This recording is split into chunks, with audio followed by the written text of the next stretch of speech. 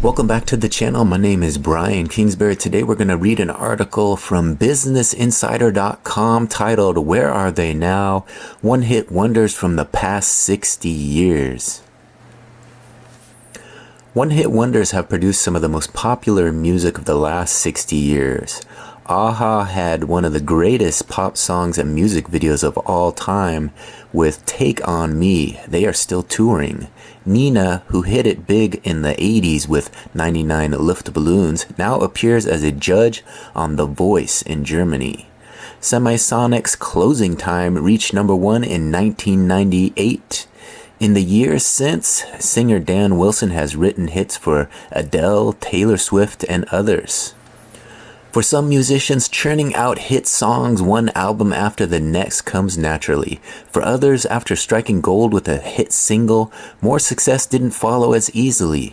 We're talking about one-hit wonders, the artists who produced some of the most iconic and popular songs of the past 6 decades, but fell short when trying to replicate their success. Norman Greenbaum made a name for himself with Spirit in the Sky, but couldn't produce another hit of the same caliber. Greenbaum's monster hit Spirit in the Sky, which released in the UK in 1969 and in the US in 1970, is known for its fuzzy guitar playing and catchy chorus. The American singer-songwriter's tune spent 15 weeks on the Billboard Hot 100 and peaked at number 3 in April of 1970. The song is one of the defining one-hit wonders of classic rock. It's number 341 on Rolling Stone's 500 Greatest Songs of All Time, and it maintained its popularity throughout the years, appearing in numerous commercials, movies, and TV shows like Apollo 13 and The Office. Half a century later, Greenbaum is playing small shows but has not put out any new music. After Spirit in the Sky, Greenbaum toured a bit and released some follow-up tunes, but nothing ever came close to the success he found with his 1969 hit. In 2015, Greenbaum was involved in a car accident that put him in a coma for 3 weeks. Recently, he's begun slowly playing live shows again. After 50 years of taking people to the place that's the best, Greenbaum spoke with Rolling Stone in January about the origin of the song and what it's like getting in new fans at 77 years old. Quote, "At first the record company said, 'Gee, they don't play anything like this on Top 20, Greenbaum told Rolling Stone, but obviously they were wrong. We always knew it was going to be a hit. It just sounded too good." He continued, "Now there's a whole young generation that is into the song. All of a sudden, I'm getting a new little resurrection of my career, and that's making me feel pretty good." Looking Glass's 1972 song Brandy, You're a Fine Girl was the band's only hit single. In 1972, Brandy earned Looking Glass its only single on the Billboard Top 100, peaking at number 1 and staying on the chart for 16 weeks, even though they released another album the next year. Elliot Lurie, who wrote the song Brandy, went on to become a successful music executive. After Looking Glass broke up in 1974, Lurie recorded a solo album and then moved to Los Angeles, where he found a successful career supervising music for film and television at 20th Century Fox, according to his website. Brandy is still on the airwaves and appeared in 2017's Guardians of the Galaxy Volume 2, as Kurt Russell describes it as one of Earth's greatest musical compositions, perhaps the greatest. Though it never climbed to the top of the Billboard Hot 100, Cheryl Lynn's Got to Be Real is one of the most popular disco songs ever recorded. Got to Be Real reached number 1 on the US R&B charts in 1978 and earned Cheryl Lynn her first and only breakout song. Cheryl Lynn toured in the 2000s, but has remained relatively quiet since then. She is pictured during a performance on The View in 2015. In 2004, Mary J. Blige and Will Smith covered the song for the animated film Shark Tale, earning the song a whole new generation of fans. In 2005, Got to Be Real was inducted into the Dance Music Hall of Fame. Dexys Midnight Runners are best known in the US for the 1982 hit Come On Eileen. In 1982, the English new wave group Dexter's Midnight Riders released one of the most successful bops of the 80s, Come On Eileen, even though the band didn't use any synthesizers, the instrument that helped define the 80s pop on the track, opting for more acoustic instruments. It found enormous success and reached number one in the US, UK, Ireland, and Australia, according to Songfacts. The upbeat song became synonymous with the decade, largely because of its airtime on the brand new MTV. Come On Eileen earned the band the Best British Single Award at the Brit Awards in 1983. Although the band saw success with other songs in the UK, their earlier song Gino also topped the charts. Only Come On Eileen reached the US. More than 30 years later, the band, now known as just Dexys, released a new album. As of 2017, Come On Eileen has earned Roland and the band over 1.6 million in album sales and streams combined. The original band broke up later in the 80s after failing to find larger success in America, but Roland still tours with a new version of the band, which now goes by just Dexys, and released a new album, Let the Record Show, Dexys Do Irish and Country Soul, in 2016. Speaking to the Irish Times in 2017, Roland said, "I'm grateful for it. Definitely. I mean, at the time, I'm very careful not to live in the past." He said he never listens to his hit song unless someone plays it for him or is trying to provoke him. Eddie Grant had 3 songs reach the Billboard Hot 100, but Electric Avenue was his most successful single. Guyanese British singer-songwriter Eddie Grant's 1983 hit single Electric Avenue was a reggae disco staple of the 80s and has lived on as one of the most popular songs from the decade. Electric Avenue spent 22 weeks on the Billboard Hot 100 and peaked at number 2. It was nominated for a Grammy Award for Best R&B Song but lost to Michael Jackson's Billie Jean. Grant has toured on and off throughout the years. Perhaps most notably, he performed at Nelson Mandela's 90th birthday party in 2008. Grant has released a number of albums since his burst to stardom in the 1980s, including 2017's Plaisance, and was recognized with a Lifetime Achievement Award from the government of Guyana in 2016.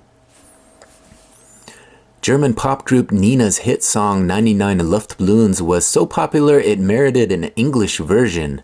Few artists from Germany have cracked the charts in the US, but Gabrielle Suzanne Kerner, better known as Nena, hit it big globally in 1983 and 1984 with the song 99 Luftballons.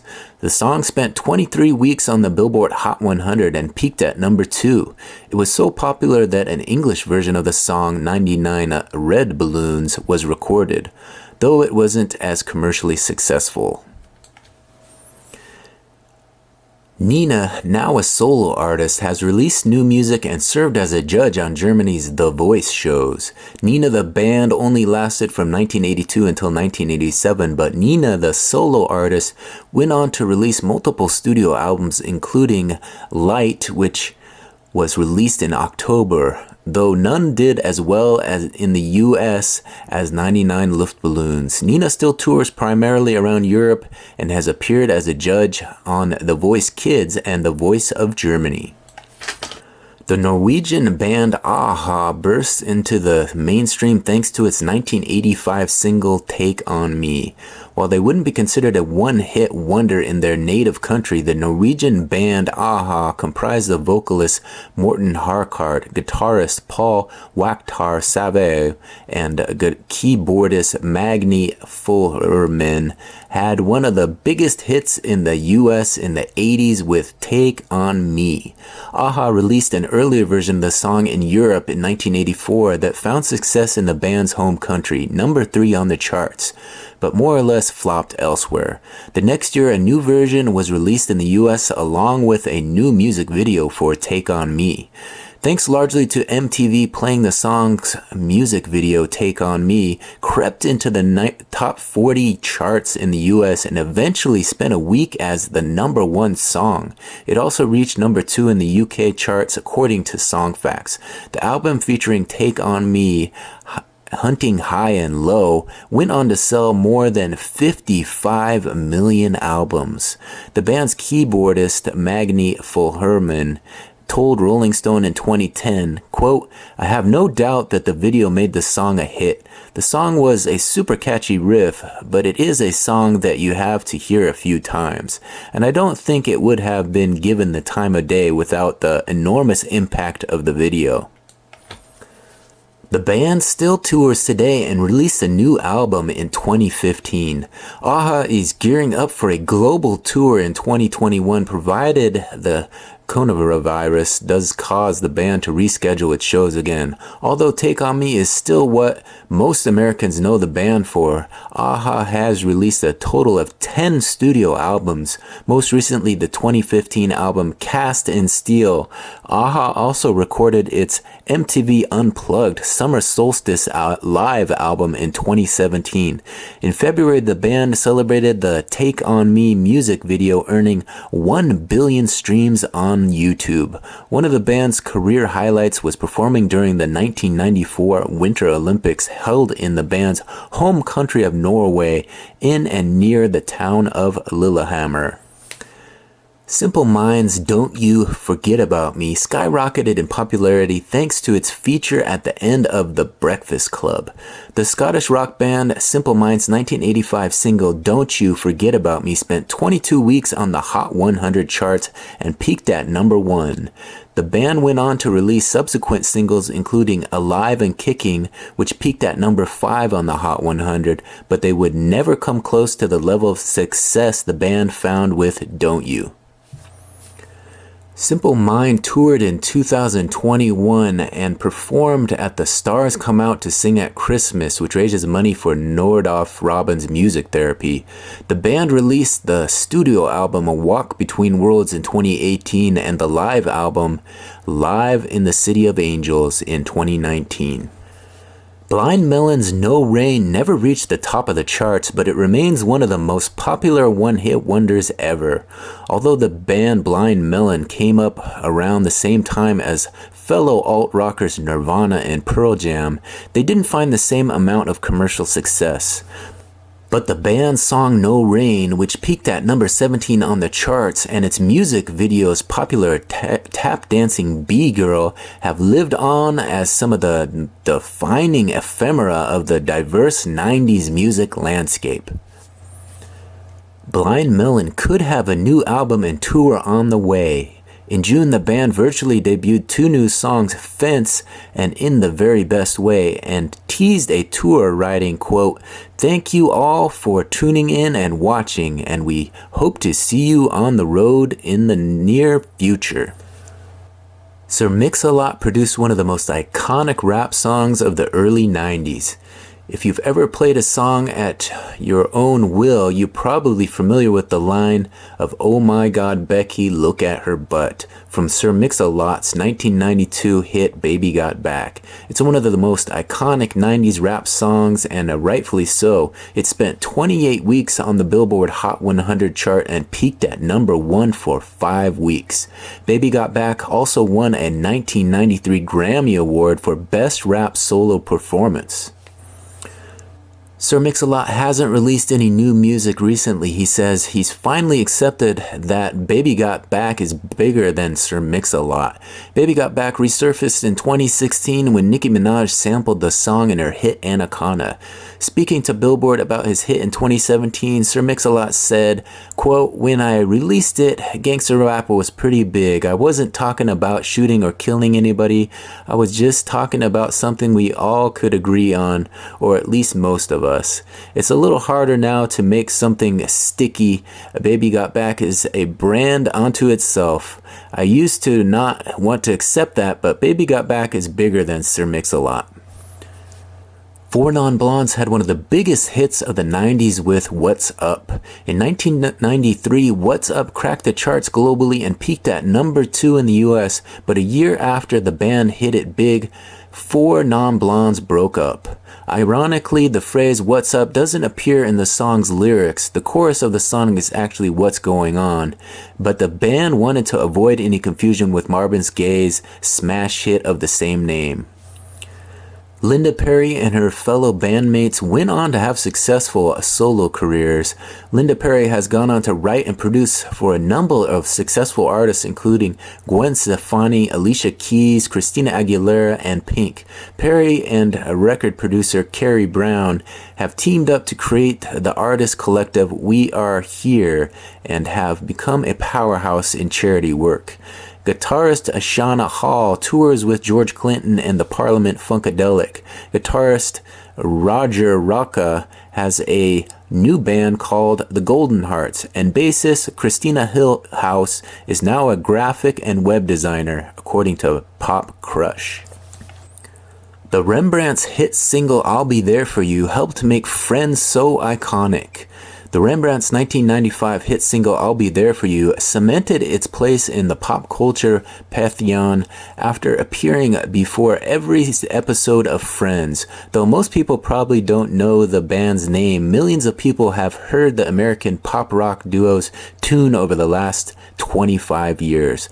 The song soared to number 1 on the Billboard Hot 100 and stayed on the charts for 39 weeks, but it came at a price. Fans and fellow musicians labeled them as sellouts, and they lost a core of their alt-rock fan base. Quote, "We went from being the darlings of the alternative scene to a proper mainstream band," singer Danny Wilde told The Independent in 2004. "Before Friends, we've been playing all these underground venues, but I'll Be There was so huge we ended up playing stadiums almost overnight." The Rembrandts still play their mega hit during tours. More recently, they've been sharing socially distanced virtual jams with fans. The duo released the album via satellite in 2019 and still tours regularly, but has recently been posting socially distanced virtual jams instead of performing live. They made a stop by Pace Studio in 2019 to perform an intimate version of their hit I'll Be There. In 1997, Chumbawamba gifted the world with the timeless banger Tub Thumping. And it's anarchist, it's rage-fueled, it's energetic, it's tub thumping. Chumbawamba's 1997 hit single has become a pump-up staple at parties and sporting events, even if nobody really knows all of the words. The song climbed the charts for 22 weeks, eventually peaking at number 2, a feat no other Chumbawamba song would ever come close to. Chumbawamba's Alice Nutter has had a successful writing career since leaving the band.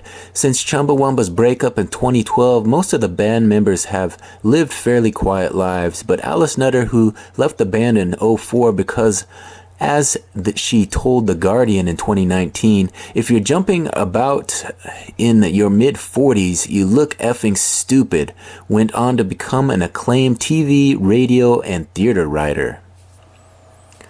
Semisonic's Closing Time turned into an end-of-the-night bar staple. While most people think of Semisonic's 1998 hit Closing Time as a last call anthem, singer Dan Wilson explained to Billboard in 2018 that the song is partially about the birth of his daughter. Regardless of how you interpret it, one thing is clear: it was a huge success. The song reached number 1 on the Billboard Hot 100 and stayed on the chart for 26 weeks. Dan Wilson went on to write huge hits for other artists, including Someone Like You for Adele. Dan Wilson, who has continued to make music as a solo act and songwriter, has written for Halsey and Taylor Swift, among other artists. He also wrote 6 of the songs on the Chicks album Taking the Long Way, which won 5 Grammys. Lou Bega's Mambo No. 5 instantly became a dancehall anthem. Originally recorded by Cuban artist Damaso Perez Prado in 1949, Lou Bega's rose to stardom after releasing his cover of Mambo No. 5 on the German recording artist debut album, A Little Bit of Mambo, in 1999. The song immediately became an international hit, reaching #1 on the Billboard Hot 100 and various other charts around the world. Lou Bega is still going strong more than 20 years later. In 2017, Lou Bega released his first single in years, Scatman and Heartman, which samples Scatman John's 1995 song Scatman Skibop Bop. Thank you for watching today's BusinessInsider.com article titled, Where Are They Now? One-Hit Wonders from the Past 60 Years. Please take a second to like, comment, and subscribe. And if you could be so kind as to share the video so others can enjoy it. Thanks again for watching. We'll see you on the next one. Bye.